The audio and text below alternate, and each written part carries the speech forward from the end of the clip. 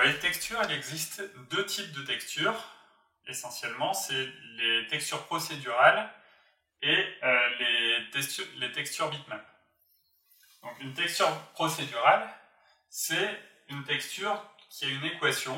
Donc quand on arrive sur un triangle, par exemple, dans la scène, on a un point d'intersection P et on va dire que l'albédo ou les paramètres de la BRDF, de la réflectance en ce point-là,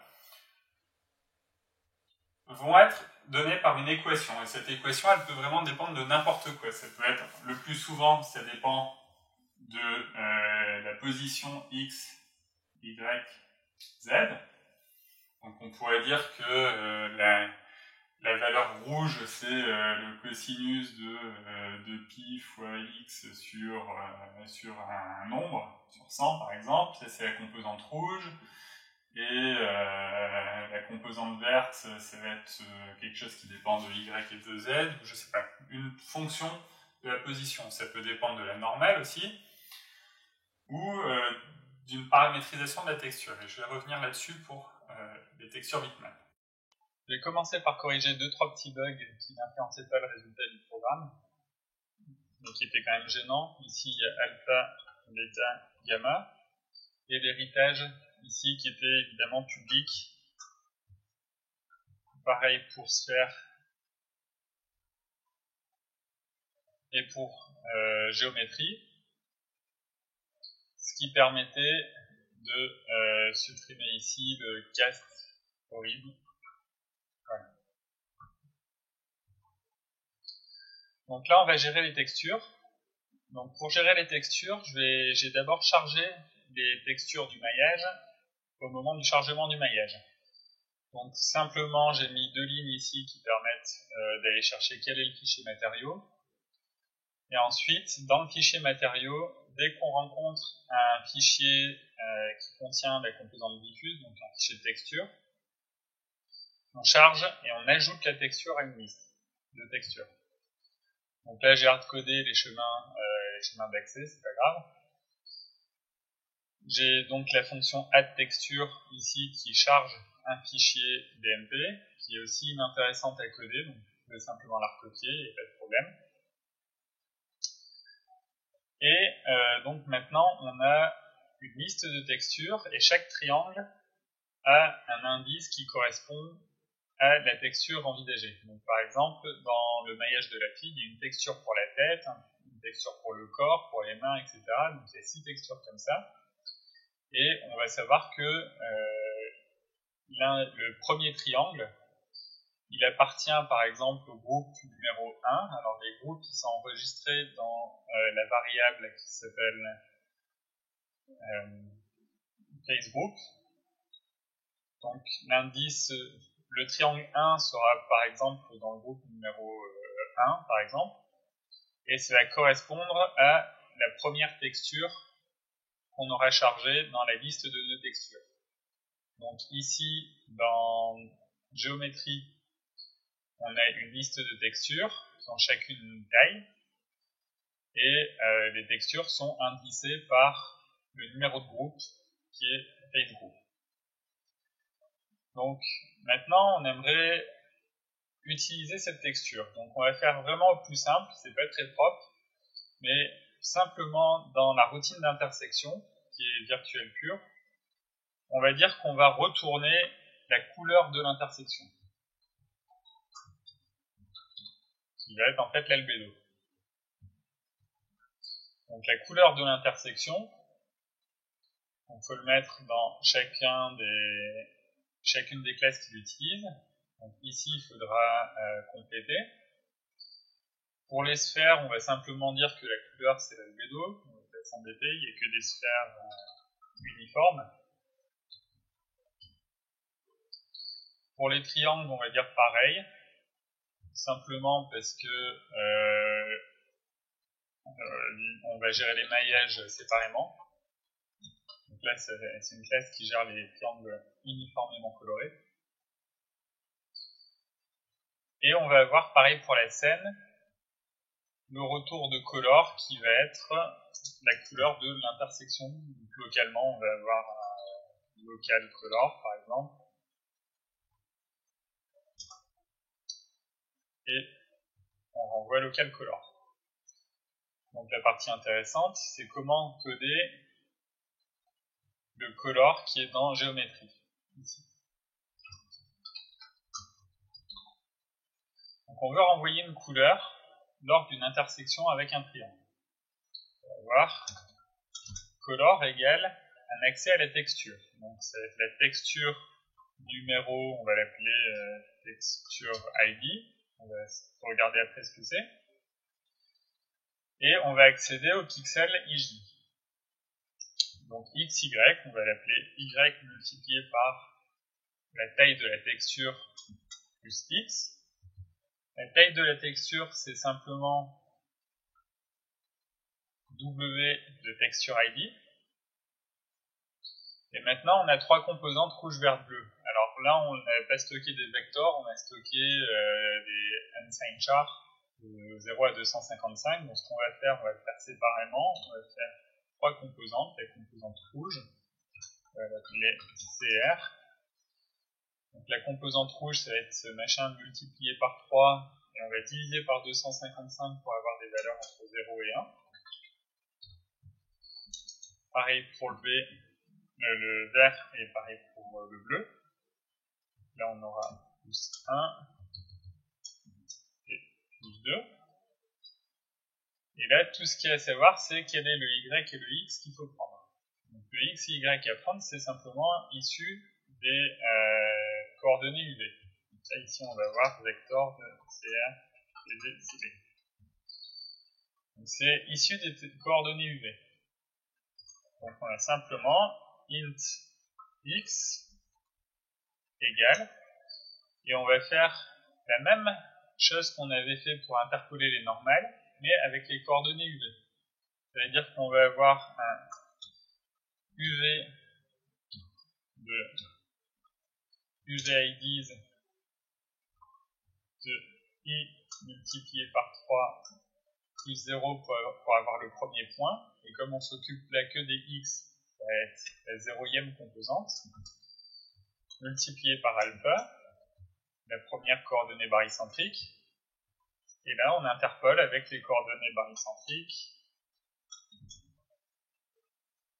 les trois valeurs pour le zéroième triangle, le premier triangle et le deuxième triangle, le deuxième sommet du triangle. Donc les trois sommets du triangle. 0, 1, 2. On fait la même chose avec les y.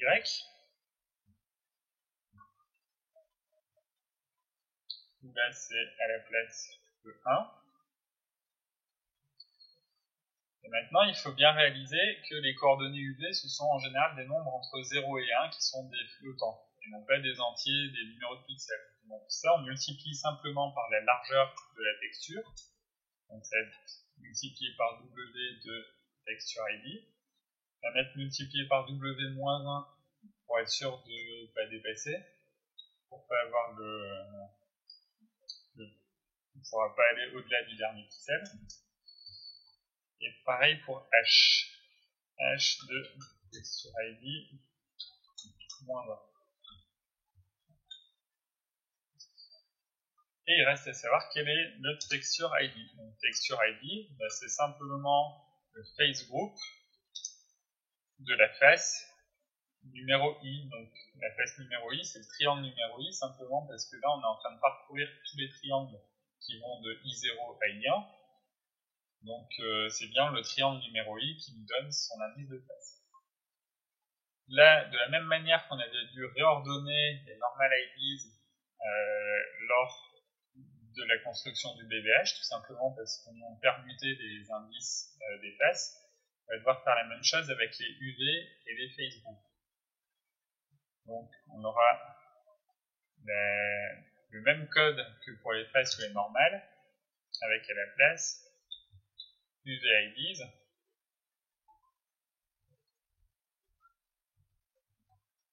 et la même chose aussi, mais en une seule fois pour les face groups. Donc une seule fois parce qu'on n'a qu'un seul numéro de groupe par face. et non pas 3 comme les 3 sommets ou les 3 coordonnées, etc. Donc là, on a bien géré ça. On va pouvoir se servir de cette couleur de retour dans notre code de calcul de l'éclairage. Donc on retourne dans le ray tracer. Et là, au lieu de se servir de l'albédo pour calculer l'éclairage, on va se servir de ce qui est retourné par la routine d'intersection. On va créer une variable qui va s'appeler simplement aussi albédo. Partout c'est utilisé. Là, ici, nulle part ailleurs, puisque là c'est pour la transparence et le miroir. On a donc une variable albédo, et la routine d'intersection retourne l'albédo. Si on compile, peut-être pareil pour la lumière, pour le rayon de nombre, ici on a la routine d'intersection qui va nous réclamer aussi un albédo light.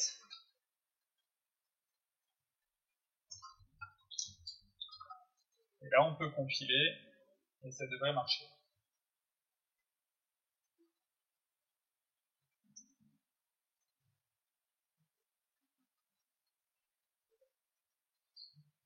On peut regarder le résultat, donc on a bien la fille qui est correctement texturée avec toutes les textures qui sont au bon endroit. La distance de mise au point étant incorrecte, j'ai refait un rendu avec focus distance égale 35 au lieu de 55. Nous allons voir maintenant le principe de la roulette russe. Donc le problème c'est que pour l'instant on a généré 5 rebonds au maximum. Des fois c'est suffisant, des fois c'est largement trop, on ne peut pas vraiment le prédire. Pour des scènes simples, c'est peut-être un petit peu trop. Pour des scènes où il y a beaucoup de miroirs ou des effets un petit peu particuliers, c'est peut-être largement pas assez. Il y a une méthode qui permet de produire des résultats non biaisés, qui s'appelle la méthode de la roulette russe, qui considère que chaque fois qu'il y a une intersection, on va décider avec une certaine probabilité de régénérer un nouveau rayon ou pas. Donc, quand on arrive sur une surface, on va se donner une probabilité, donc on pourrait se dire par exemple, j'ai une chance sur 10 de générer un nouveau rayon.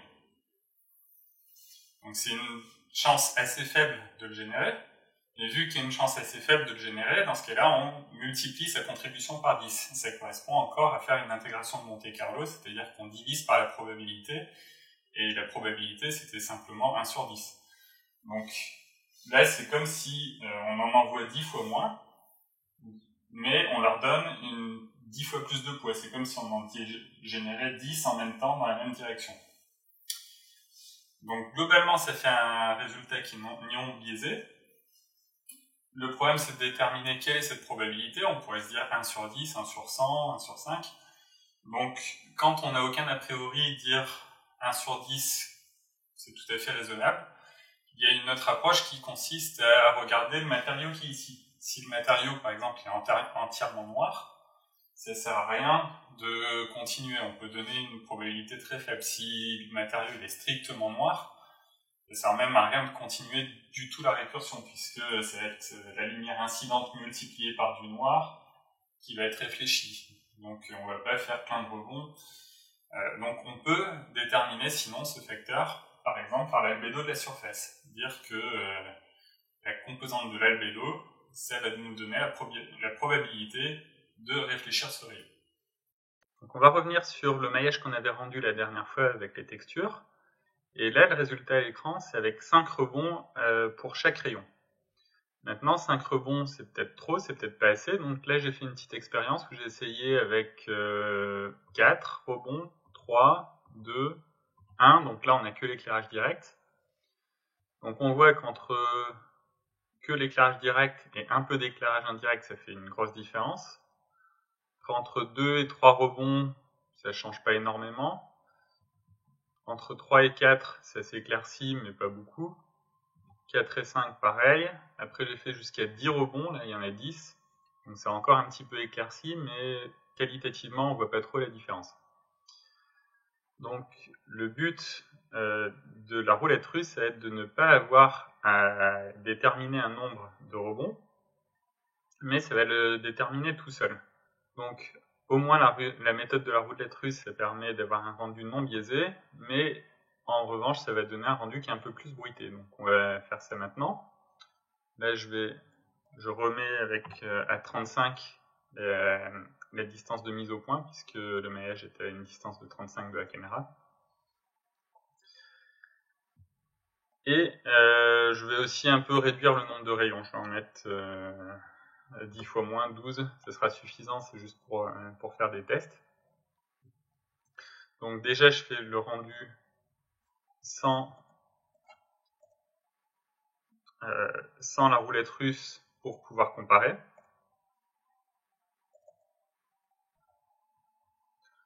Donc on a maintenant le résultat ici, donc qui est un peu plus bruité forcément, puisqu'il n'y a que 12 rayons par pixel. Donc, je vais la mettre de côté, je la renomme.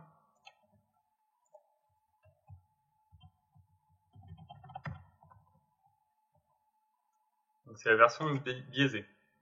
Maintenant, la roulette russe, ça va ignorer complètement le nombre de rebonds maximum, le 5 qu'on a ici. Je pourrais l'enlever.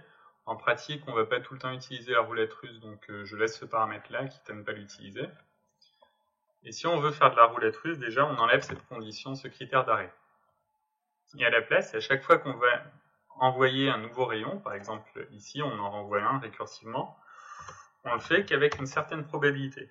Donc on va générer un nombre aléatoire, uniforme engine, et si ce nombre aléatoire est plus petit qu'une certaine probabilité, on va dire, là on gère le cas des miroirs donc, qui sont entièrement spéculaires, on va mettre 0,9. Dans ce cas-là, on va diviser par 0,9. On divise par la probabilité d'avoir accepté le rayon. Donc là, on a géré les surfaces miroirs. On peut faire la même chose pour les surfaces transparentes. Donc en pratique, si c'était un miroir qui était un petit peu teinté, on utiliserait le coefficient de la teinte du miroir. Là, comme c'est des miroirs parfaits, on n'a pas envie de mettre strictement plus petit que 1. Ce serait toujours le cas et ça produirait une boucle infinie. Donc là, c'est pareil, divisé par 0,9. Et pour l'éclairage indirect, on pourrait essayer de faire un truc un peu plus intelligent. Donc là, on renvoie le rayon de l'éclairage indirect. Donc, on refait un nombre aléatoire, mais au lieu de le mettre plus petit que 0,9, on va le mettre en dessous qu'une certaine probabilité. Donc là, je vais diviser par la probabilité. Idéalement, cette probabilité, ce serait l'albédo directement, mais comme l'albédo ici, c'est un vecteur, donc une couleur en 3 dimensions, rouge, vert, bleu, on ne peut pas directement l'utiliser, mais par exemple, on pourrait dire le maximum de la composante rouge, verte et bleue de l'albédo. Donc on va faire max de l'albédo de 0, albédo de 1, albédo de 2.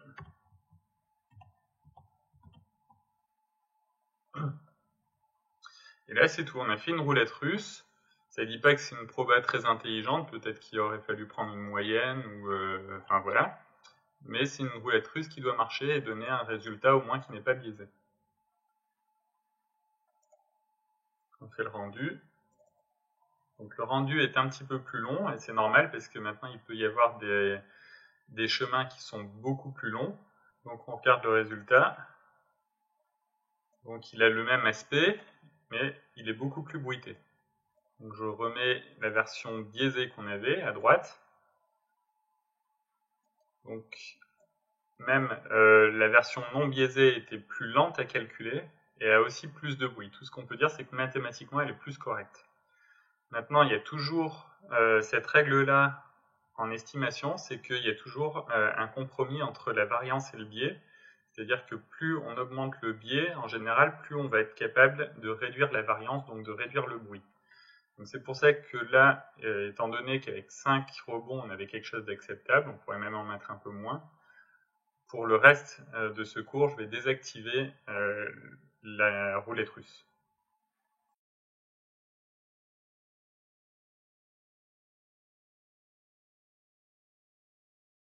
On avait vu brièvement ce qu'étaient des BRDF, donc des fonctions de réflectance. On va voir d'un peu plus près comment on pourrait les implémenter. Donc, il y a plusieurs catégories de BRDF. Par exemple, une catégorie, ce sont les modèles purement physiques, basés sur des microfacettes. Donc, on suppose qu'à l'échelle microscopique, un matériau, c'est plein de petites facettes. Ça, c'est à l'échelle microscopique. Et il y a des modèles qui vont dire que quand un rayon arrive, à la surface de cet objet macroscopique, du coup, il y aura un terme pour caractériser la réflectance qui va consister en terme de Fresnel, qu'on a vu précédemment, qui va dire la quantité de lumière qui réfléchit sur cette petite surface qu'on vient de taper ici, par exemple. Donc on aura un terme de Fresnel, multiplié par un terme géométrique. Le terme géométrique, ça va nous dire, par exemple, si on a une lumière qui était ici, quelle est la probabilité que mon rayon soit bloqué ici par un autre petit bout de cette microsurface. Donc c'est des calculs qui peuvent être faits. Et multiplié par un terme de distribution qui va simplement dire quelle est la distribution de normale globalement sur ces microfacettes. C'est-à-dire que si toutes les normales vont dans la même direction, on a quasiment une surface qui est quasiment plane. Et dans ce cas-là, on aura un matériau qui sera très spéculaire.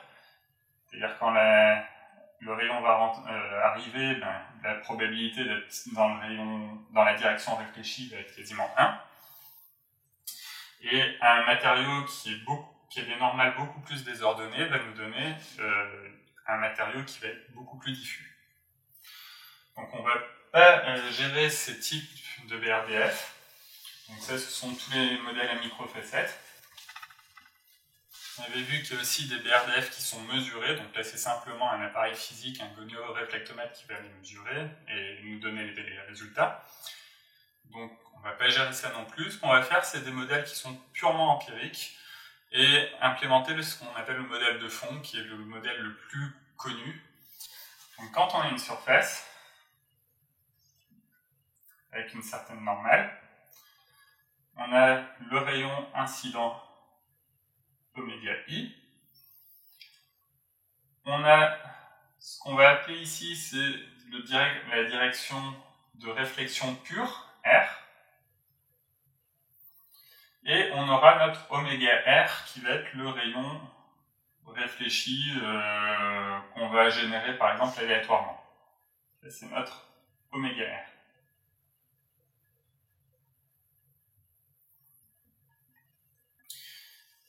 Donc R, c'est 2 oméga i, c'est oméga i moins 2 oméga i scalaire n fois n. Donc c'est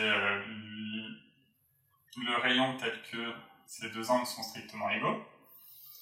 Et le modèle de BRDF de fond va produire un lobe qui va être autour de la direction réfléchie, ici. Donc là, notre oméga R, il aura une probabilité ou une valeur de réflectance qui va être assez faible. Et on va contrôler cette gaussienne par un paramètre qui va être la variance de la gaussienne, à quel point on a un matériau qui va être spéculaire, donc avec un lobe très étroit, ou au contraire un lobe plus large. En général, avec juste un lobe comme ça, on ne peut pas faire des matériaux qui sont très très diffus, parce que si on augmente vraiment la taille du lobe, ça fait pas génial. Donc à ce modèle de composante spéculaire, en général, on rajoute une composante diffuse. Donc on a ça, plus une composante diffuse qui est un terme constant. Et le modèle de Phong s'écrit donc simplement f de oméga i oméga r est égal, donc le ρ sur pi qui est la composante diffuse, on va dire c'est ρd pour dire que c'est diffus, plus ρs multiplié par n plus 2 sur 2pi multiplié par un cosinus, que je vais décrire directement en termes de produit scalaire, entre la direction R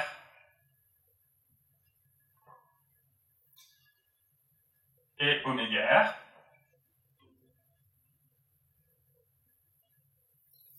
Et ça a la puissance un certain facteur gamma. Ça, ce facteur gamma va nous dire à quel point on est spéculaire. Ça, c'est un facteur de normalisation. Et pour que la BRDF soit physiquement réaliste, il nous faut que ρd plus ρs soit plus petit ou égal à 1. Donc on peut appliquer directement cette formule dans l'équation du rendu.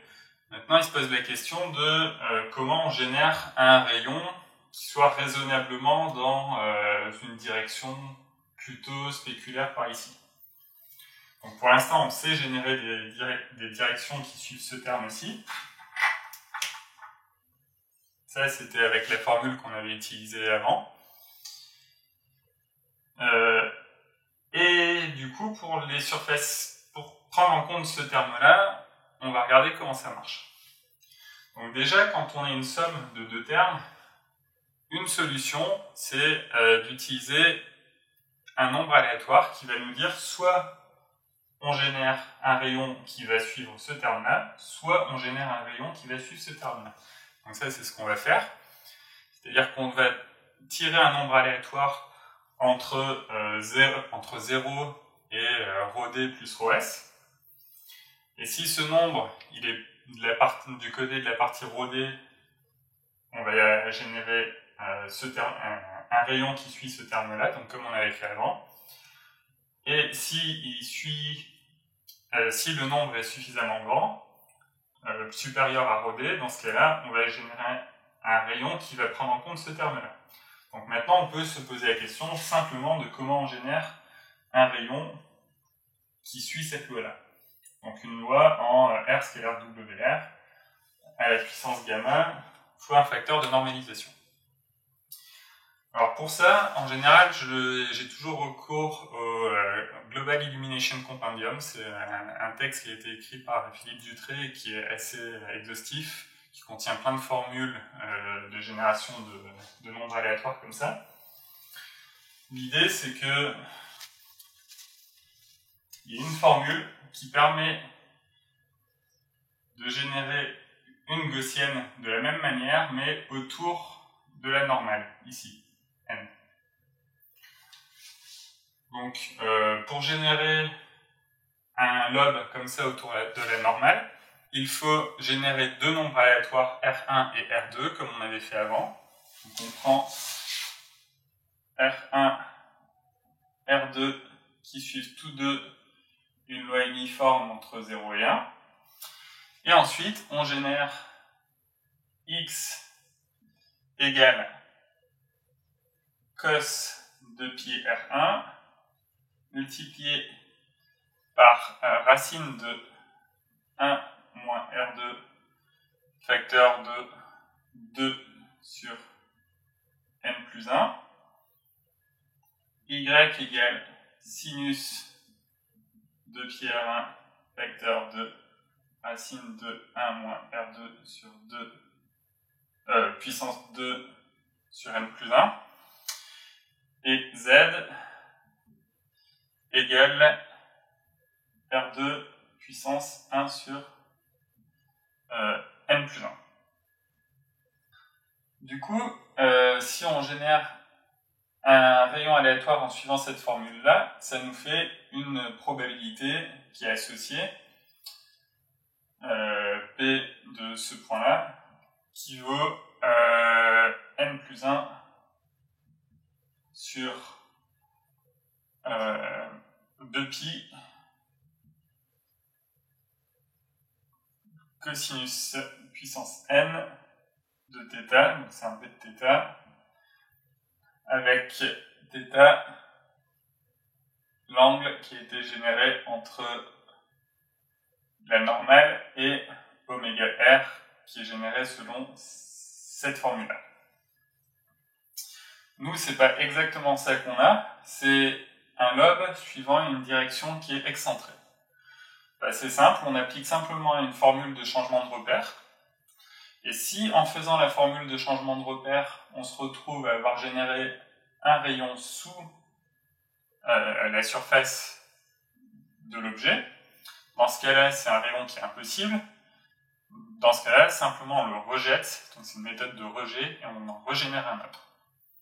Donc on va rendre maintenant nos matériaux un peu plus brillants avec le modèle de Fung. Donc pour implémenter le modèle de Fung, il faut que je touche à la BRDF. Donc la BRDF, on l'avait utilisée à deux endroits, c'est ici pour calculer l'éclairage direct et ici pour calculer l'éclairage indirect. Et pour l'instant, on n'avait qu'une composante diffuse. Donc la composante diffuse, on la voit quand il y a un produit scalaire entre la normale et le vecteur qu'on a généré. Et ici, parce qu'on a un random cos. Donc maintenant, on va avoir un modèle où il y aura deux composantes, toujours la composante diffuse qui va rester, plus la composante spéculaire, qu'on va rajouter. Donc on va s'occuper de calculer quelle est la composante spéculaire. Donc la composante spéculaire, on peut mettre une fonction qui va renvoyer un double, qui va être Fung BRDF, qui va prendre en paramètre le oméga i et oméga o, donc les deux vecteurs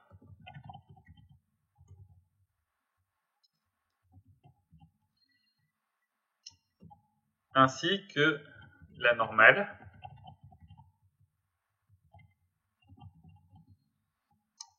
et l'exposant de Fung. L'exposant de Fung, donc c'est à quel point la tâche qu'on a elle est brillante, elle est nette.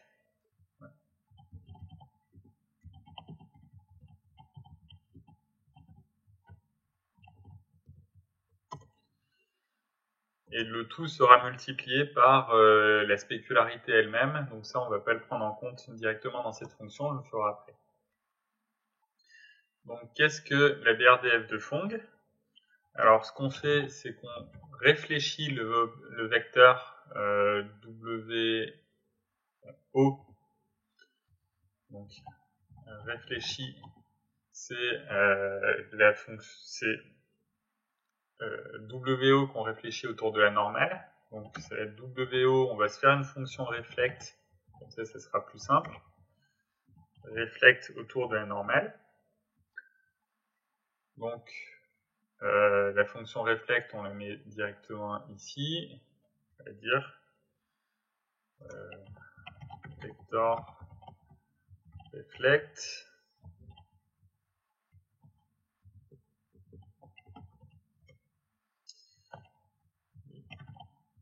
autour de la normale.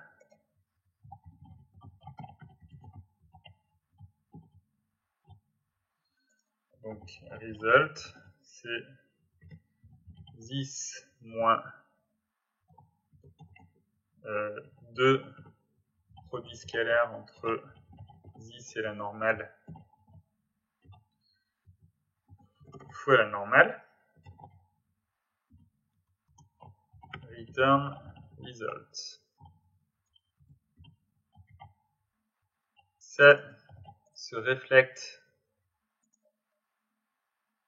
On peut le réutiliser directement quand on calculait ce terme-ci. Donc c'est r.direction.reflectn. Ça c'est dans le cadre du miroir. C'est juste histoire de factoriser le code. Et la fonction reflect est const. Donc maintenant on va prendre le produit scalaire. Donc le lobe qu'on a, en fait, c'est le produit scalaire entre le vecteur réfléchi et WI. Ça comprend à la puissance Fong exponent. Et pour normaliser, on multiplie par Fong exponent plus 2 divisé par 2pi. Donc ça, un facteur multiplicatif près constant, c'est la BRDF. Donc on peut faire return log. Donc on a un exposant de Fong. Alors on va pas s'embêter, on va le mettre directement dans les propriétés de la géométrie. On avait l'albédo. Donc pour l'objet, on a aussi son Fong exponent. Pour la spécularité elle-même, donc à quel point c'est réfléchissant, on va simplement dire que c'est un double KS. Donc la raison pour laquelle je fais ça, c'est que le plus souvent, on aura envie que le facteur de spécularité, ce soit une couleur, mais qui soit la même que l'albédo. Donc je vais juste dire que c'est un facteur multiplicatif de l'albédo. Et on va s'assurer que l'albédo plus ce facteur multiplicatif fois l'albédo ne dépasse pas 1. Ça, vous pouvez faire différemment. Donc le facteur, une couleur spéculaire différente de la couleur diffuse, c'est possible, mais on va faire au plus simple ici. Donc les constructeurs maintenant vont devoir posséder un exposant de Fong et un KS. On va mettre d'abord le KS, on va lui mettre une valeur par défaut à 0, comme ça on est tranquille.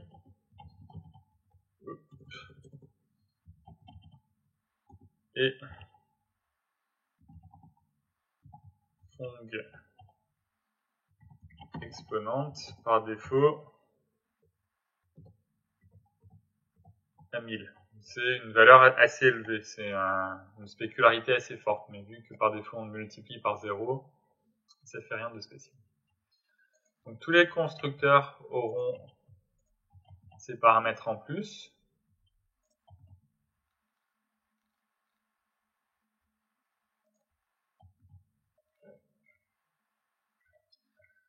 Il va falloir maintenant gérer.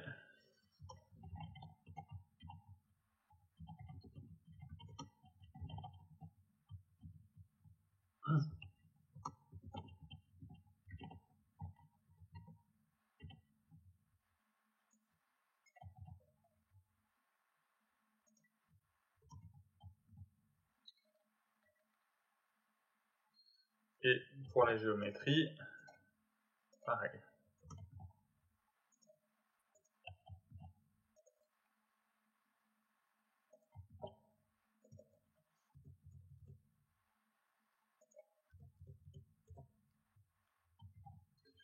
Donc là, on a maintenant accès au KS et à l'exposant de Fong de tous les objets de la scène.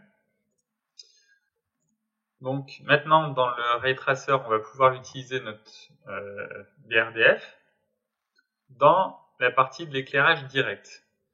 Donc la partie de l'éclairage direct, c'est la partie où on avait échantillonné la sphère de lumière dans la direction aléatoire qui est donnée par cette valeur-là. Et ça donne à quel point la lumière va se réfléchir directement vers la caméra ici. Donc avant, on avait ici qui était la composante diffuse, donc albédo fois un terme. Le terme en question, c'était le cosinus qu'on avait déjà. Donc celui-là, on va le garder puisque la BRDF multiplie ce facteur-ci. Donc une BRDF diffuse, c'est en fait une BRDF constante. Une constante qui multiplie ce facteur en cosinus. Donc tout ce terme-ci va être préservé. Et il est multiplié par l'albédo. Mais il va aussi être multiplié par la composante spéculaire. Donc c'est albédo plus la composante spéculaire. Et qu'est-ce que la composante spéculaire? C'est notre fonction fong BRDF multiplié par le KS. Donc fong BRDF, donc WI, WO c'est la direction du vecteur de la direction, enfin du rayon, donc c'est R point direction. La normale, N, et l'exposant de Fong qui est donné par ce qui a été intersecté. Donc, S.object de sphère ID flèche Fong exponent. Et ça multiplié par le KS. Donc on avait dit qu'on gardait un KS qui multipliait l'albédo. Donc on va faire KS fois albédo pour que ça garde la même couleur et pas pour s'assurer que l'albédo plus le KS, que la somme de ces deux termes ne dépasse pas 1, on va dire que l'autre est multiplié par 1 moins KS.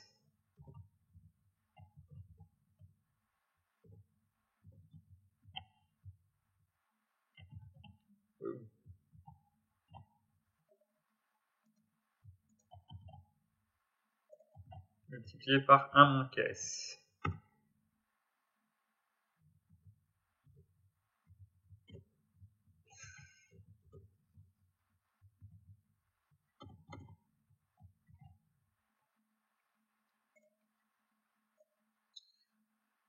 Donc ça, on a directement le résultat de l'éclairage direct.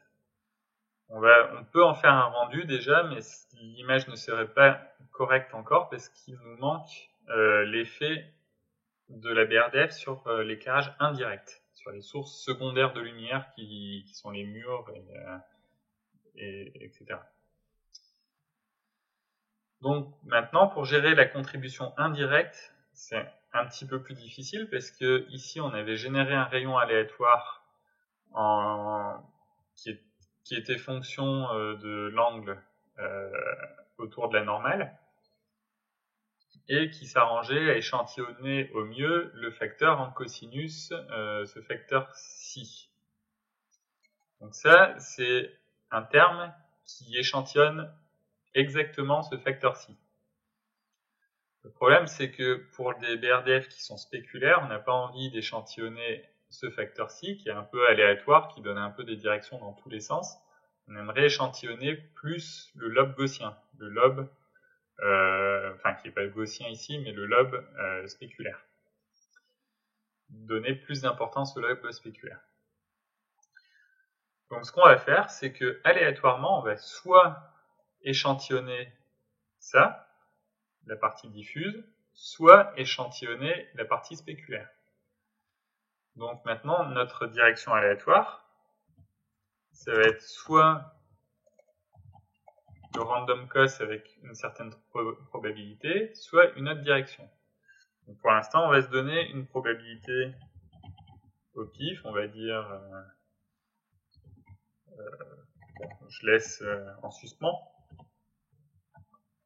On a une certaine probabilité, et if uniforme de engine est plus petit que cette probabilité, dans ce cas-là, on est en train d'échantillonner la composante diffuse. Je vais mettre un boule sample diffuse, ce sera plus rapide.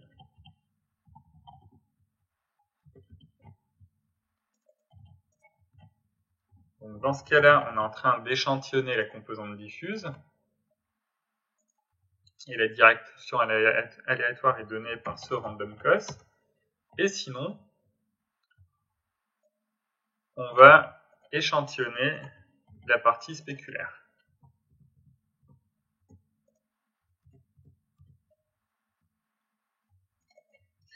Donc, au lieu d'avoir un random cos, ici, on va dire par exemple un random fong. On va définir ce qu'est ce random fong. Donc, le random fong, il ne dépend pas de la normale directement, mais il va dépendre du rayon réfléchi autour de la normale. Donc, c'est la direction r.direction.reflect autour de la normale. C'est une fonction qui dépend de ce vecteur-ci et de l'exposant de fong. Donc l'exposant de fong, on l'a ici.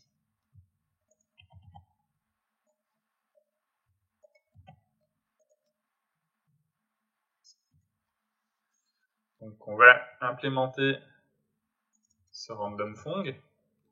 En fait, le random fong, il est très similaire au random cos qu'on avait ici. Donc je mets vector mon random fong qui prend en paramètre un vecteur donc réfléchi et l'exposant de fong.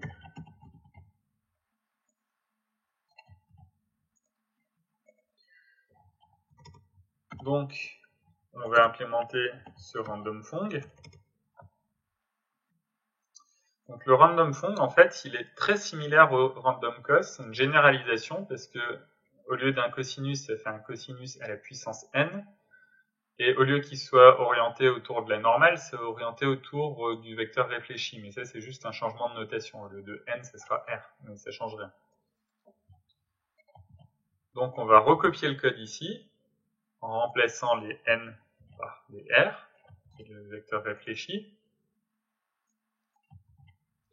Et la formule, elle change un tout petit peu, c'est-à-dire qu'au lieu que ce soit cos de pi r1 fois racine de 1 moins r2, ça va être cos de 2 pi r1 fois racine de 1 moins, alors ici une std O de r2 virgule 2 divisé par l'exposant de fond plus 1. Donc c'est fond exposant de plus 1. Là, on aura la même chose, donc je suggère quand même de le sortir puisque ça va faire des calculs un peu coûteux pour qu'on pourrait factoriser. Double facteur, tout simplement.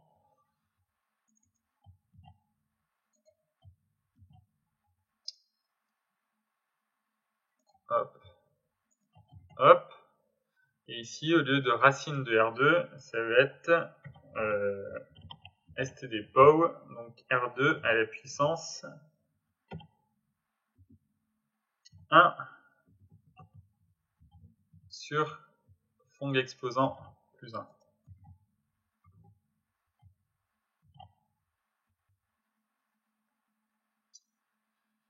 Et là, on a notre random fong qui est correct. Donc, il va falloir quand même faire attention que ce random fong peut générer des vecteurs qui sont pas valides, c'est-à-dire dans l'hémisphère opposé à la surface, par exemple.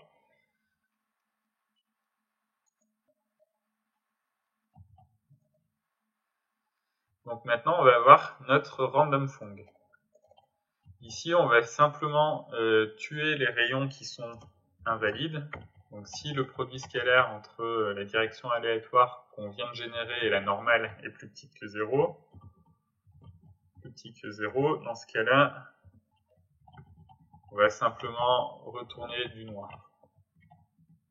C'est tout à fait valide. On a fait un rejet du chemin, du reste du chemin.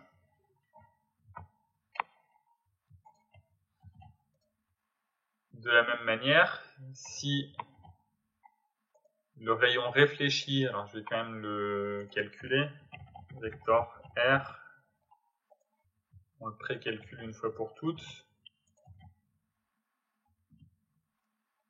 Si la direction aléatoire est opposée au vecteur réfléchi, dans ce cas-là, ça pourra aussi poser des problèmes quand on mettra ça à la puissance n pour n impair, par exemple.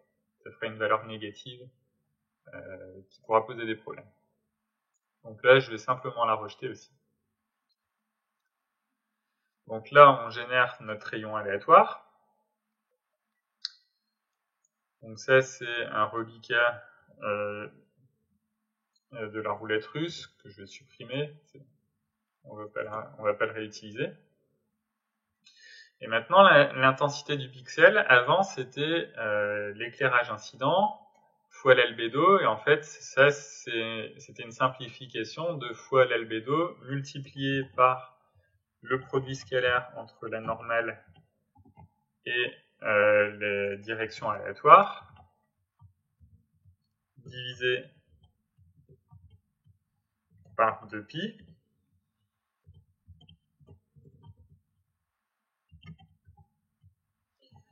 le tout divisé par une probabilité qui était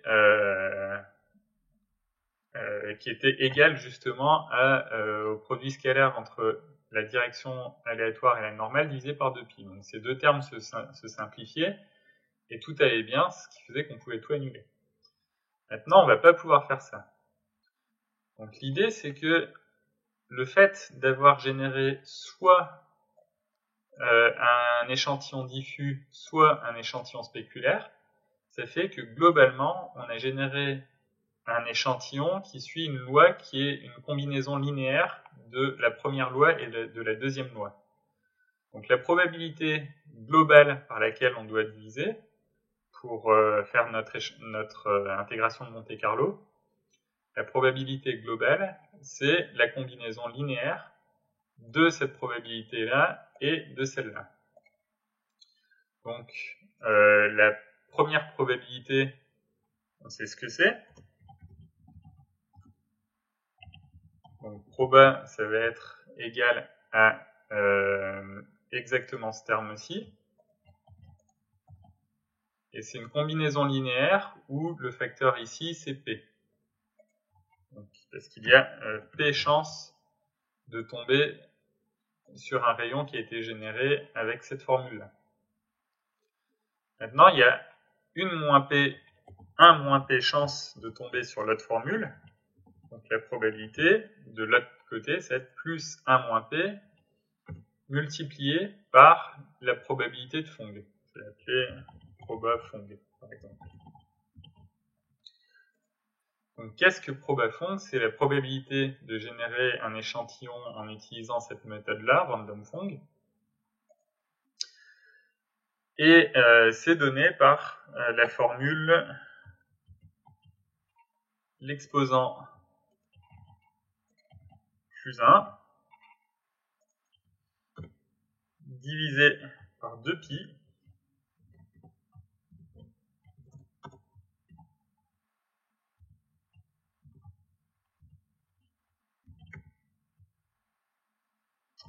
multiplié par le produit scalaire entre le rayon réfléchi R et le rayon qu'on a généré,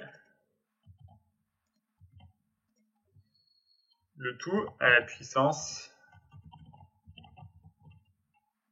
Phong exponent.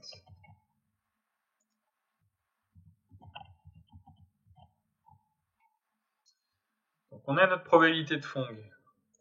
On a la probabilité globale, on va dire.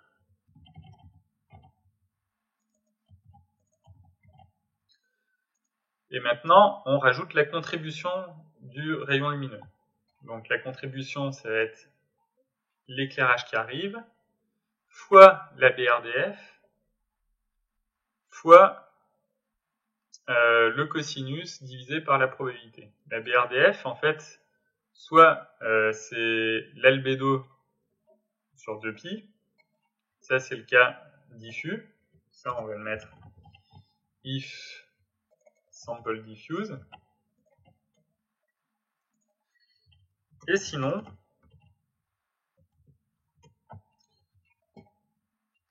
si on était en train d'échantillonner le rayon spéculaire, ça va être bien le get color, donc non pas multiplié par l'albédo sur 2pi, puisque là on a une surface spéculaire, et ça va être multiplié par la BRDF de Phong. Donc la BRDF de Phong, elle est donnée par Phong BRDF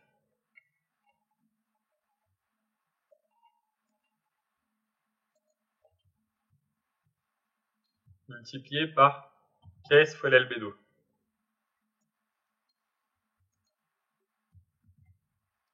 Donc Phong BRDF de, non pas WI, mais de la direction aléatoire qu'on a échantillonnée. F.direction, la normale, l'exposant de Phong, multiplié par KS fois l'albédo, parce qu'on a décidé que la composante spéculaire serait multiplicative de la composante diffuse. Donc c'est un peu un choix arbitraire. Donc ce qui me fait penser que là on avait déjà opéré une simplification de albédo sur 2pi ici et un 2pi qui apparaissait en haut ici. Donc je vais le rétablir pour pouvoir opérer cette multiplication-ci. Donc ici on va diviser par 2pi. On va multiplier par 2pi.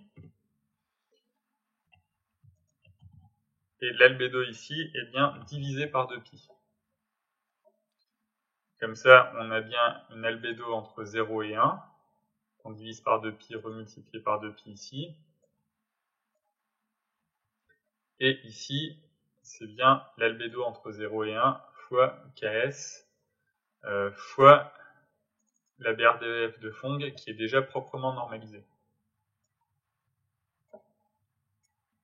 Maintenant, la probabilité de générer soit l'un soit l'autre, on a directement notre facteur KS ici qui peut nous donner une idée. C'est-à-dire que si le KS est faible, on a envie d'échantillonner plus la partie diffuse. Donc ce qu'on peut se dire, par exemple, ça peut être 1 moins KS. Ça paraît raisonnable que si le KS il est à 0, on n'a aucune composante spéculaire, on va échantillonner que la partie diffuse. Si le KS il est à 1, on n'échantillonnera que la partie spéculaire. Donc on va pouvoir maintenant ajouter des valeurs à nos différentes sphères. Donc on peut se faire des sphères qui sont assez réfléchissantes. Donc un KS, on va mettre à 0,8 et un exposant de Phong, on peut le laisser à 1000 par exemple. C'est une valeur assez élevée, c'est-à-dire que c'est des matériaux assez brillants. On va faire pareil pour tous les matériaux, par exemple. Ça va nous donner une idée de ce qu'est un matériau très brillant. Je peux mettre un petit peu plus de rayons, on va en mettre 40 par exemple.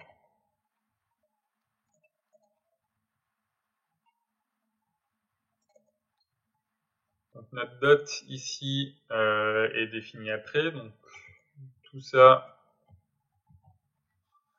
on va mettre ça en haut.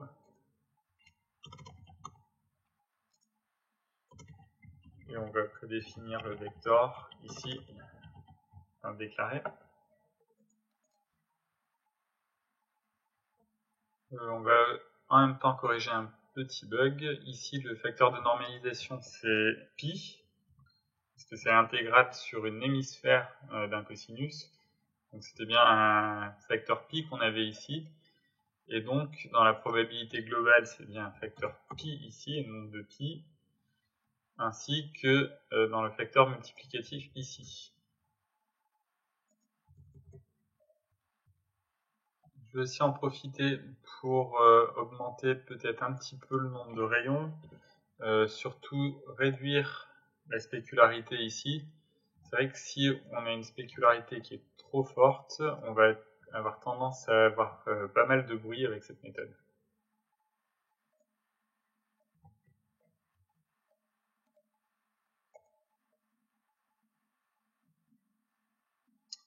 On exécute. Et on regarde l'image, qui reste encore un peu bruitée, mais qui au moins a un aspect spéculaire. Donc il faudrait peut-être un peu plus de rayons par pixel. La tache derrière qu'on voit, c'est une tache spéculaire aussi, ainsi que des aspects un peu brillants sur le maillage. Je vais relancer avec beaucoup plus de rayons par pixel.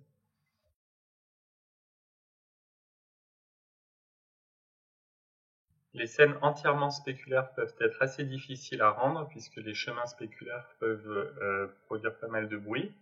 Ils sont difficiles à estimer. Donc j'ai enlevé la spécularité sur le sol, les murs et le plafond, et n'ai laissé les spécularités, le modèle de Phong, que sur le maillage de la fille. Donc j'ai fait un rendu avec un exposant de Phong de 2, puis de 10, puis de 100 et de 1000. Donc ce qu'on voit, c'est que la tache spéculaire est de plus en plus nette. Et le coefficient général de spécularité, je l'ai laissé à 0,7. Il y a 120 rayons par pixel, et chaque rendu a pris environ 9 minutes. Nous allons voir maintenant la réflexion de Fresnel. Donc, quand un rayon arrive sur une surface qui est par exemple en vert, on a vu qu'il y avait un rayon qui est transmis à l'intérieur. Il se trouve qu'il y a un deuxième rayon qui est aussi réfléchi.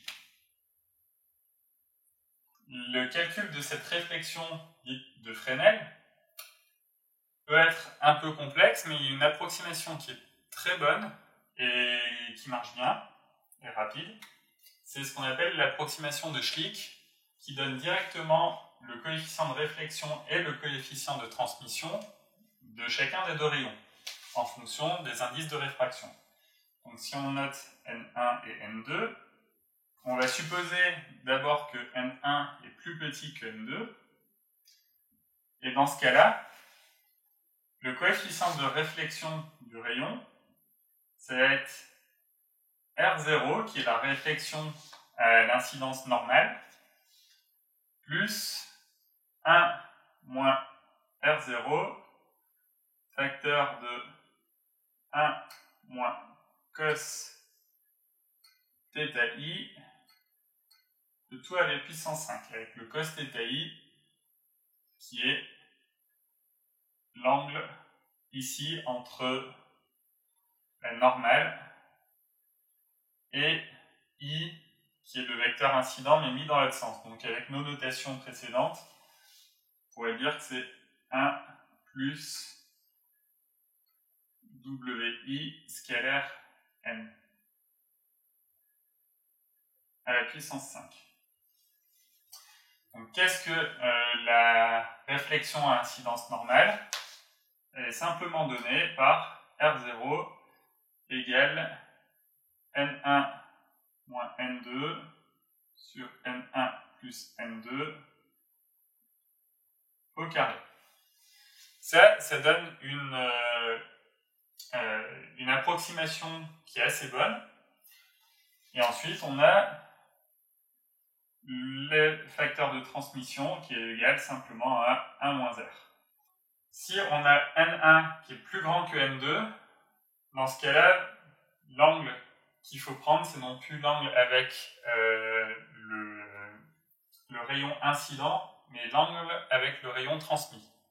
Maintenant, il va y avoir une petite difficulté, c'est que dans notre ray tracer, si on a beaucoup de rayons comme ça, enfin beaucoup de sphères qui sont transparentes, le rayon, il va rentrer, il va se diviser en deux ici, donc il va faire un rayon transmis et un rayon ici réfléchi.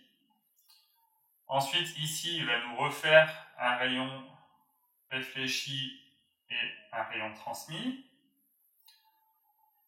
Pour ce rayon réfléchi-là, il va aussi nous faire un rayon réfléchi et un rayon transmis. Ici, il va faire la même chose, un rayon réfléchi et un rayon transmis aussi, etc. Et on va facilement avoir une explosion du nombre de rayons dans notre scène. J'ai oublié aussi, quand il y a une réflexion totale, on a bien sûr R qui vaut 1. Et cette approximation est valable pour les diélectriques, donc pour les matériaux qui ne sont pas conducteurs, donc du verre ou du plastique par exemple, mais pas pour des métaux. Donc, pour ce problème de rayons qui vont se multiplier de plus en plus, on va encore avoir recours à de l'échantillonnage par importance, c'est-à-dire qu'on va sélectionner aléatoirement une des deux options, soit réfléchir le rayon, soit le transmettre. Comment faire ça? On se dit qu'on veut donner plus d'importance au rayon réfléchi si le facteur de réflexion est important, ça paraît logique. Donc, on va générer un nombre aléatoire, U, qui va être uniforme entre 0 et 1. Puisqu'on a R plus T qui vaut 1, donc on peut facilement se dire que si U il est plus petit que R, par exemple, dans ce cas-là, on génère un rayon réfléchi. Et si U plus grand que R, ou égal à R, dans ce cas-là, un rayon transmis. Comment ça va influer sur le rendu et sur l'équation du rendu? C'est surtout que dans l'évaluation de l'intégrale par la méthode de Monte-Carlo, on doit diviser par la probabilité d'avoir généré ce rayon-là. Donc la probabilité d'avoir généré le rayon réfléchi, ça va être simplement R, et la probabilité d'avoir généré le rayon réfracté, c'est T. Donc, quand on génère un rayon, on va simplement diviser par R ou par T. Ça tombe bien, puisque comme ça, on aura même pu l'intégrer dans l'équation du rendu. Donc, puisque dans l'équation du rendu, quand on va faire R multiplié par le cos θ multiplié par l'éclairage incident, etc., ensuite, on va devoir rediviser par R, par exemple, pour le calcul de l'intégration de Monte-Carlo. Donc c'est simple, les R ou les T vont s'annuler dans l'équation du rendu, mais à la place, on aura un U qui aura été généré avec plus d'importance pour le rayon réfléchi ou le rayon transmis en fonction du coefficient de réflexion ou de transmission. Donc ça va s'annuler et c'est très bien comme ça. On va gérer maintenant la réflexion de Fresnel. On va faire ça sur des objets transparents ici. Ça marche aussi le coefficient de réflexion pour les diélectriques en général, donc on n'est pas forcé de le faire juste pour ça, mais on va le faire sur une sphère transparente. Ça sera aussi plus rapide. On va enlever notre géométrie, rajouter la sphère. Donc la sphère, on la remet ici. Notre sphère, elle est transparente. Donc ces coefficients de Phong, on ne va pas s'en servir. Par contre, donc, ce n'est pas un miroir. Et c'est une sphère transparente. On peut aller voir maintenant la gestion de la transparence qui était ici. Donc on va devoir générer aléatoirement un rayon qui va être soit réfléchi, soit réfracté. Donc, dans le cas où il y a une réflexion totale, dans ce cas-là, c'est un rayon réfléchi toujours. Donc on va se déterminer, on va dire qu'il y a un rayon qu'on veut générer, ray new ray par exemple. Donc il n'y a pas de constructeur par défaut, on va en mettre un dans ray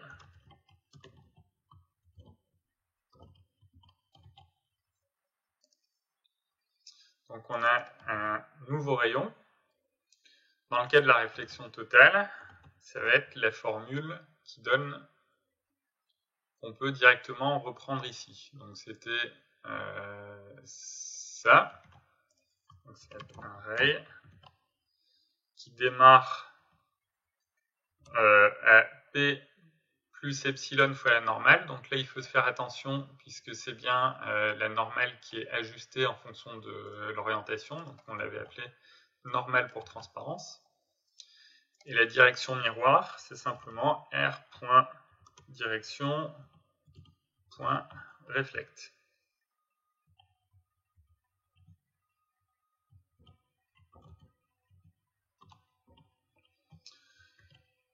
Donc ça, pour ce rayon-là, on est sûr qu'il n'y a pas de problème. Maintenant, on va le faire dans le cas où il n'y a pas une réflexion totale, on va le faire aléatoirement. Donc on va enlever ça qui était un reliquat de la roulette russe, mais on va régénérer quand même un nombre aléatoire. Donc il y a deux cas particuliers, c'est le cas où n1 est plus petit que n2, c'est le cas classique, c'est le cas où on rentre dans la sphère et le cas où on en sort. Donc on va faire un booléen qui va s'appeler bool entering par exemple, qui par défaut est à true, et si on sort de la sphère, en fait, on le met à false.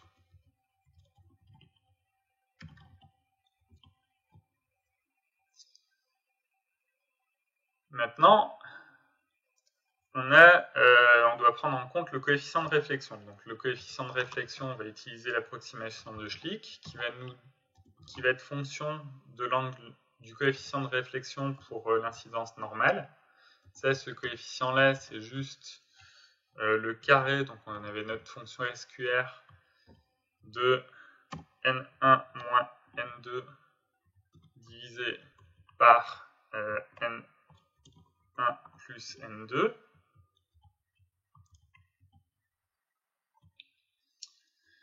Et maintenant, pour le coefficient de réflexion, lui, il dépend de si on entre ou si on sort. Donc si on entre,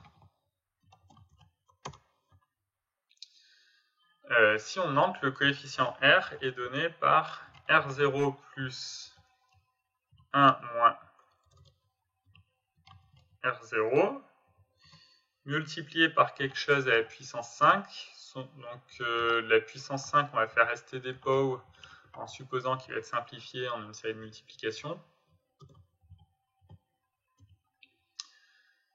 Donc ce qui est à la puissance 5, c'est 1 moins le cosinus de l'angle, c'est dot entre, donc quand on rentre, c'est R point la direction et la normale, le tout à la puissance 5. Donc là, on va quand même faire attention. En fait, quand on entre, le produit scalaire entre la direction et la normale est négatif, déjà négatif, donc il n'y a pas besoin de ce moins, c'est un plus dans ce cas-là. Et sinon,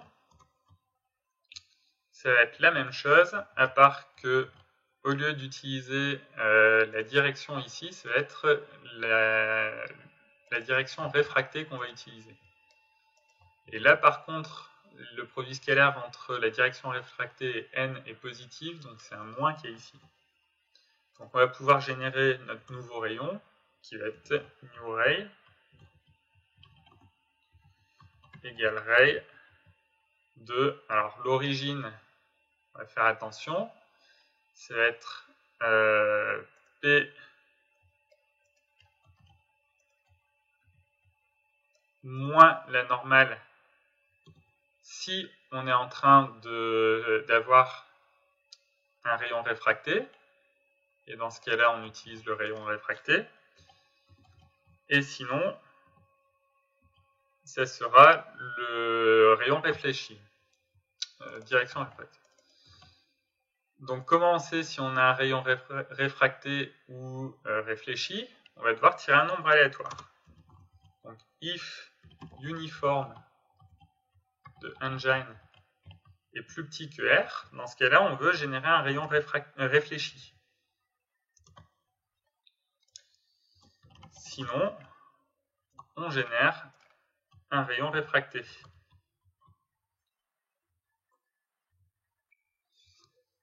Donc ça, c'était pour le rayon réfracté.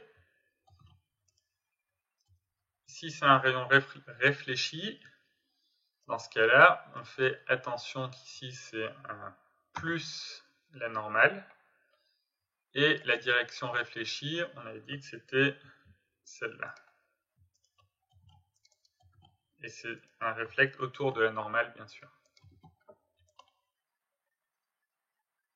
Là, le signe de la normale n'importe pas, en fait, puisque les signes s'annulent. Donc maintenant, on a directement le rayon qui est réfléchi avec la bonne probabilité ou transmis avec la bonne probabilité. Et la magie de l'intégration de Monte-Carlo fait qu'on n'a plus aucun coefficient à prendre en compte pour notre getColor. Donc ça veut dire qu'on peut mettre directement le getColor à l'extérieur ici.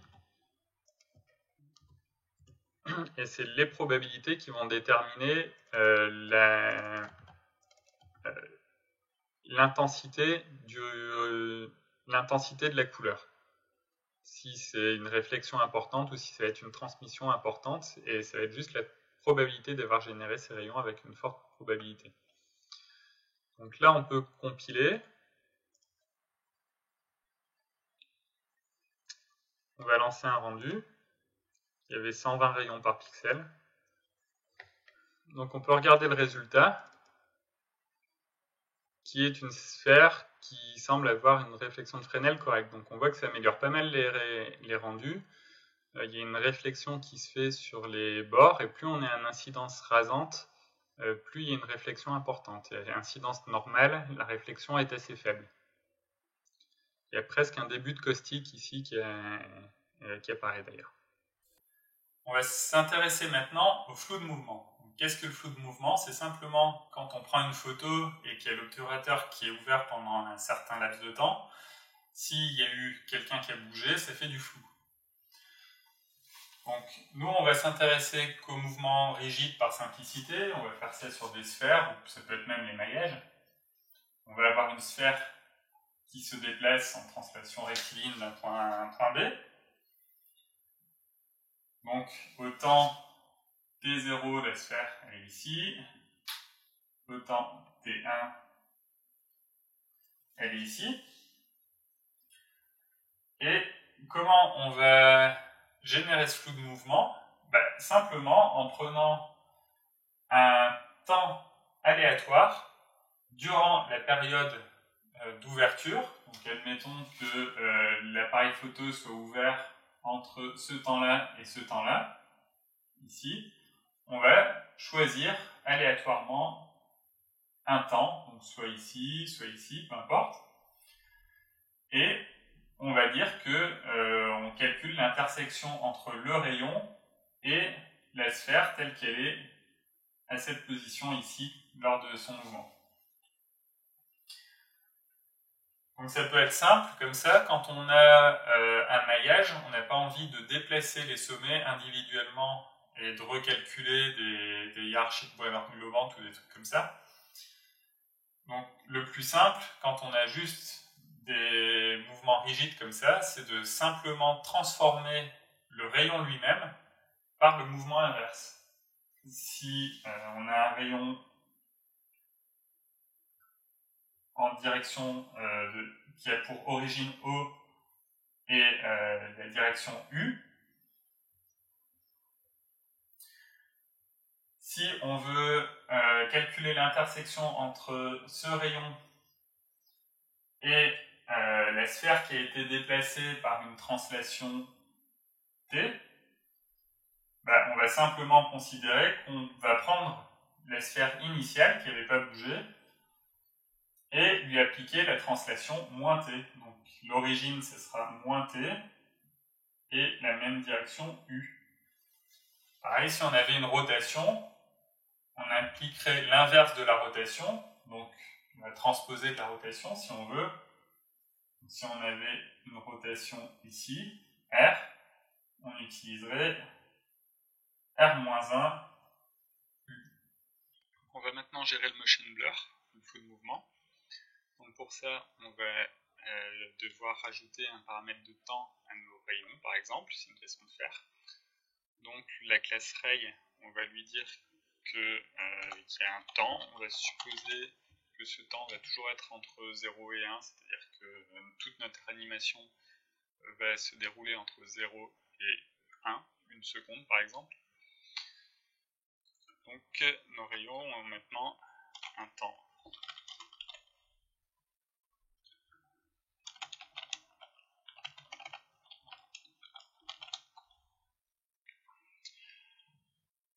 Partout où on lance des rayons, on va lancer, donc on va transmettre le temps ici, il reste inchangé.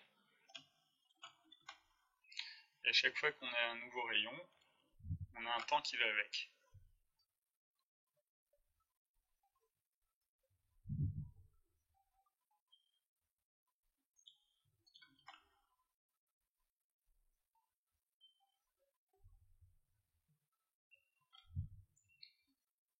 On va éviter d'en rater.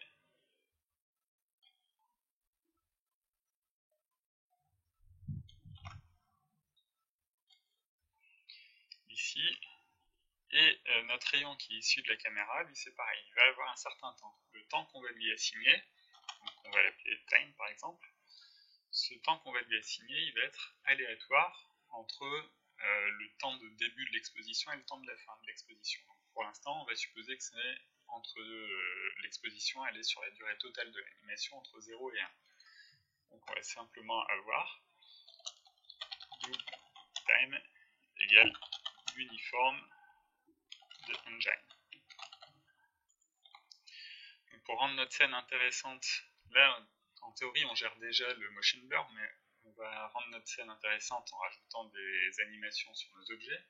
Donc on va supposer qu'il y a une des sphères qui bouge par exemple. Donc pour nos sphères on va rajouter un paramètre qui est la translation maximum. Donc on va gérer que des translations, vous pourrez aussi gérer les rotations chez vous. Et sur les sphères, on va dire par exemple, alors sur les objets en général, on va par exemple rajouter un paramètre vector max translation. Par exemple. Et ensuite, une propriété de tous les objets va être d'avoir la translation courante en fonction du temps et de ce max translation. Donc on va dire virtual vector get translation autant time. Et ça, comme on a tous le paramètre temps qu'on suppose toujours entre 0 et 1, par exemple, ça va être simplement max translation multiplié par time. Donc là, on a une translation entre 0 au début où ça ne bouge pas et la translation maximum de l'objet. Donc on va pouvoir dire maintenant pour certains objets, on va dire que la première sphère, on va la faire aller vers le bas. Donc on va lui dire que S1.max translation, on va le translater de 0, moins 10, 0. Et on la démarre 10 unités plus haut. Donc là, on va la faire toucher le sol, mais en partant de 10 unités plus haut. Donc maintenant, il faut gérer cette translation dans l'intersection rayon-sphère ou rayon-objet. En fait, une solution, c'est directement dans l'intersection, dans la routine d'intersection avec la scène en général. Ça va être de transformer le rayon par la transformation inverse. C'est-à-dire que dans notre routine scène.intersection, on peut considérer qu'on a un rayon altéré, donc ray transformed ray, qui va être le même que le rayon d'origine D, à part qu'on va le translater avec la transformation inverse. La transformation inverse d'une translation positive, ça va être une translation négative, donc ça va être D.origine moins la translation de l'objet. Object de i point get translation du temps du rayon r.time. La direction elle reste inchangée, d.direction, c'est d.time, pardon. Le get translation il est const.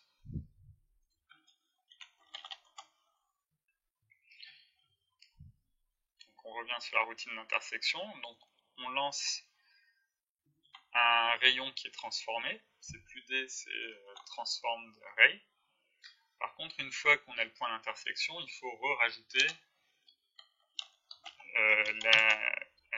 la transformation dans le sens inverse.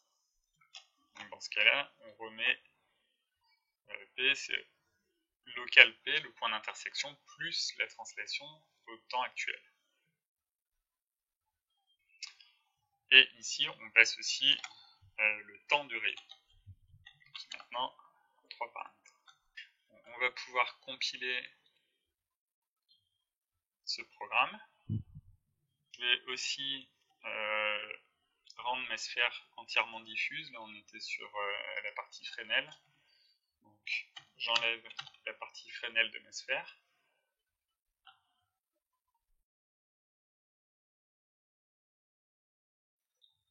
On peut regarder le résultat.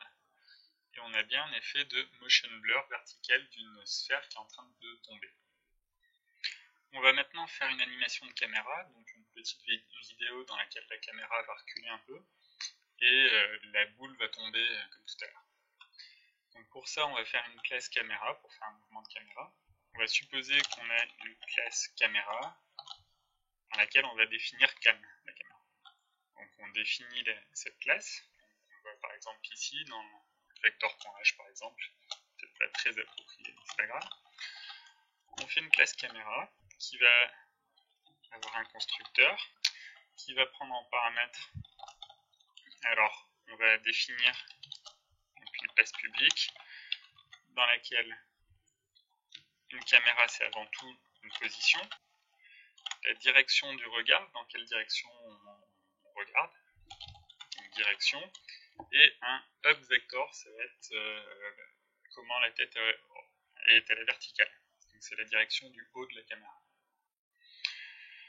Donc, on a ces 3 directions et comme on va gérer une animation, on va aussi mettre comme membre privé la position originale au tout début de la caméra. Ça va nous faciliter l'animation. Donc, vector initial position par exemple, initial direction, initial up.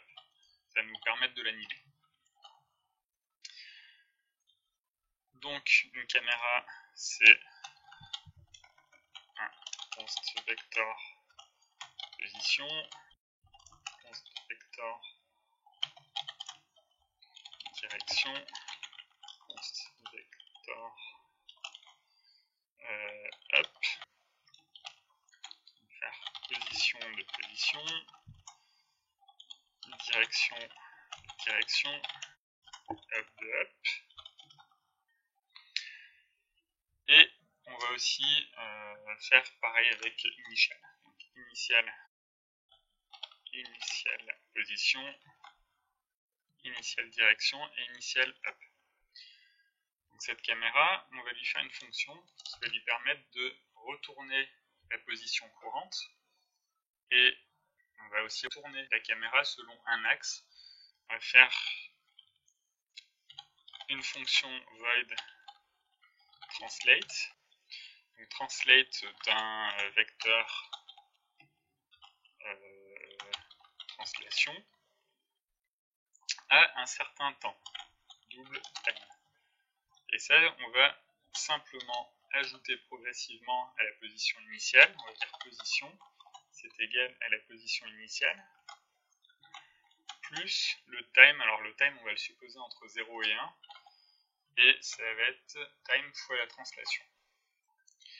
Donc ça va permettre de donner un mouvement de recul à la caméra, par exemple, et de le monter un peu. Et on va faire aussi en même temps une rotation. Void rotate, c'est tourner selon un axe d'un certain angle. Donc c'est l'angle maximum de la rotation à la fin de l'animation. Donc c'est pareil, on va interpoler cet angle à un certain temps. Donc ça va mettre à jour la direction et le up en fonction de l'angle. Donc on définit l'angle courant, pure angle égale, par exemple time fois angle, pour faire une animation progressive. Et ensuite, on va faire une formule de rotation selon l'axe horizontal pour que ça lève ou que ça baisse la caméra. Donc on va toucher à la direction. Donc la coordonnée x ne va pas changer, la direction en x c'est simplement initial direction. En y, on va appliquer une formule de rotation, et en z, pareil. Donc ça va être cos de current angle multiplié par initial direction de 1 moins sinus de current angle multiplié par initial direction de 2.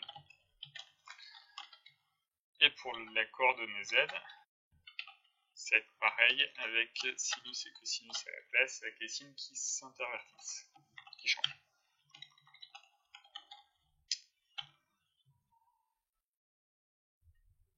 Donc là, on a bien tourné la direction, et on va tourner de la même manière le up vector, faire simplement une formule de rotation.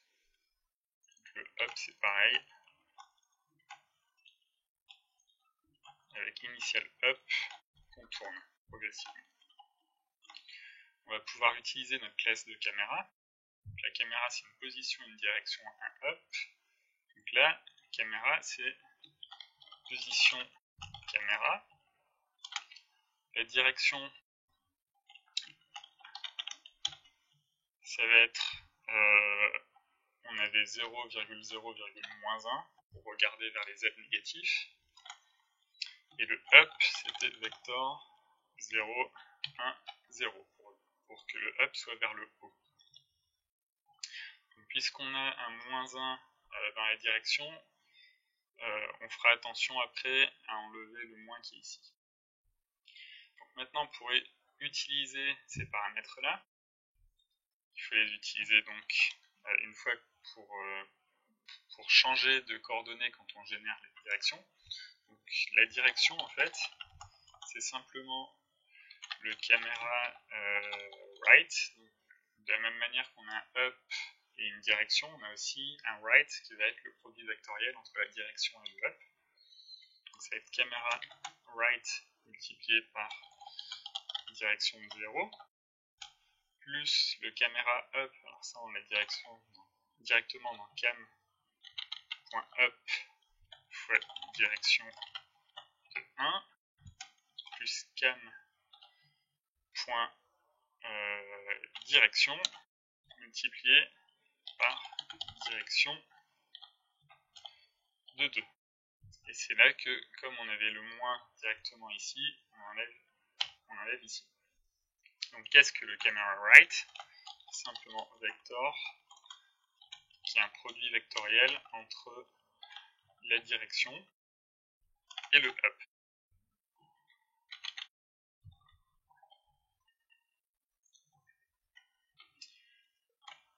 Maintenant, on va pouvoir animer notre caméra. Alors, ici, on va faire attention que position caméra, c'est cam.position.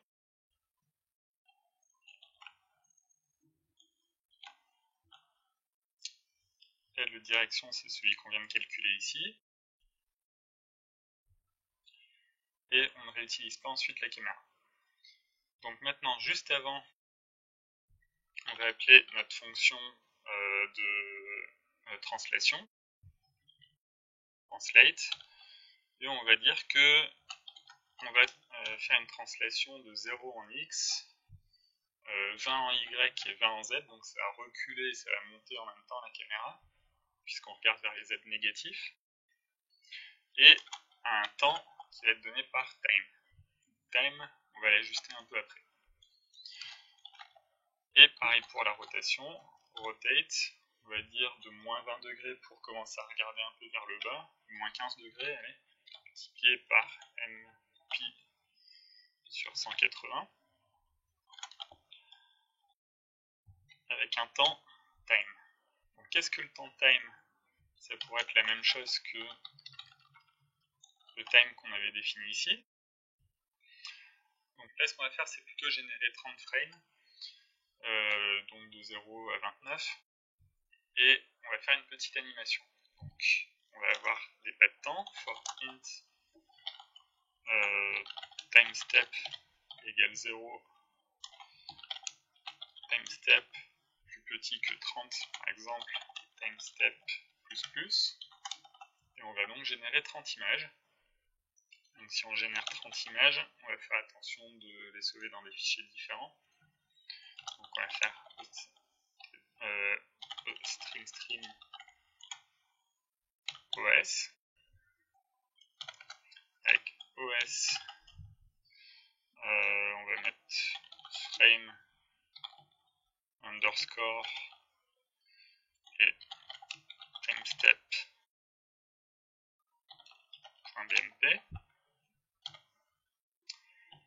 et là os.str.cstring. Donc ça, il faut inclure stream.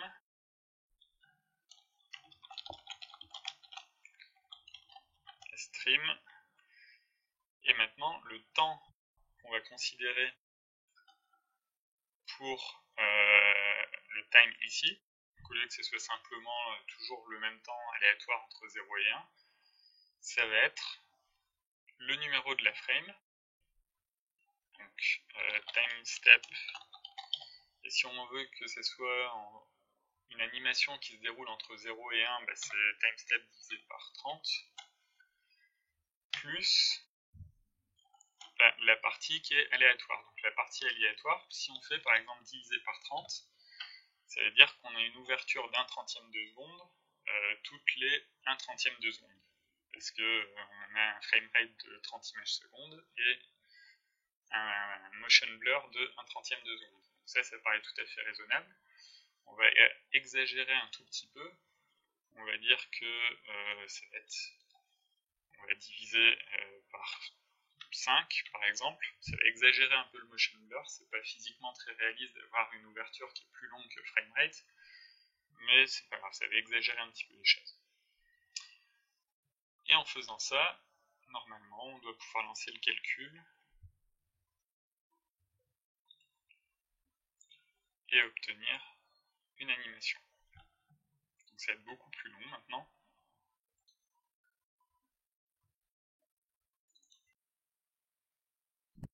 Donc on peut maintenant voir le résultat, ça a mis à peu près 1h40. Donc sous forme d'image.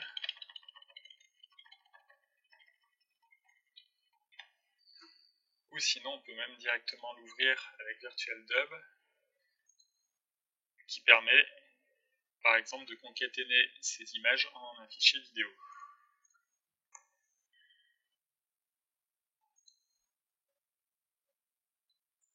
Donc là on ne le voit pas en entier, on va voir ajouter un filtre de réduction.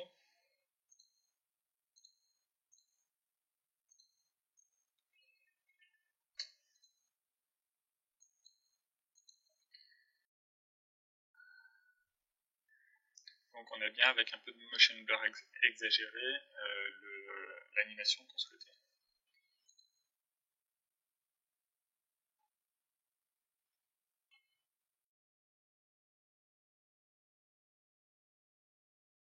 On va essayer de faire une scène un petit peu plus sympa pour le teaser.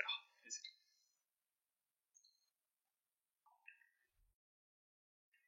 Donc on va remettre les géométries. On va mettre une deuxième sphère qui va avoir la transparence.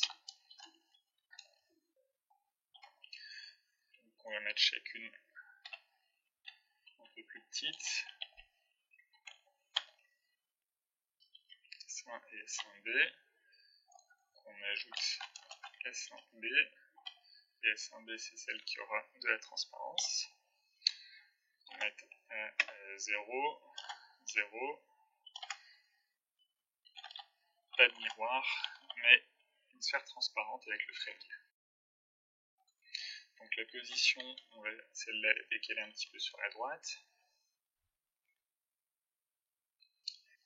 Là, leur taille c'est 10, donc pour que ces sphères arrivent au sol, on va les faire démarrer d'un petit peu plus haut. Si on la fait démarrer de 0,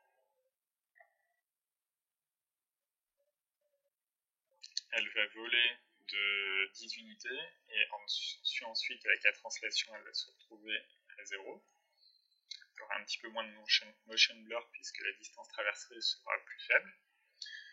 La deuxième sphère, on va la laisser statique, pour pouvoir voir le motion blur. Et on va la mettre à une hauteur de -10. Pour qu'il touche directement le sol. La géométrie, on va la décaler sur la gauche, -15.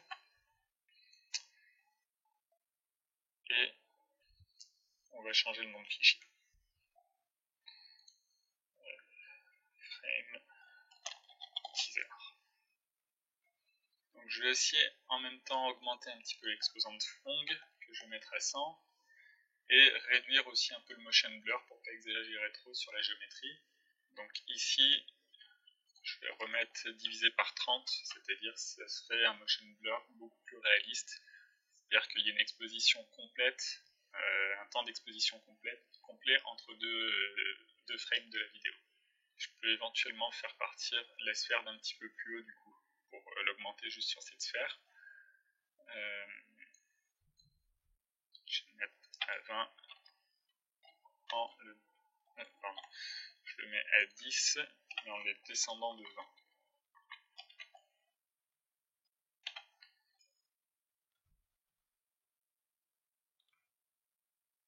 Je peux maintenant compiler et lancer.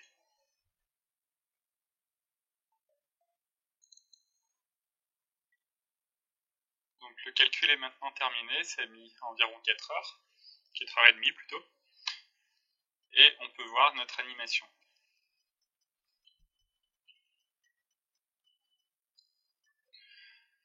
Donc là en fait les deux sphères s'intersectent, j'ai pas fait attention, et c'est quelque chose qu'on gère pas bien normalement avec le code actuel. Donc il y a un calcul erroné au niveau de l'intersection, mais le reste semble correct.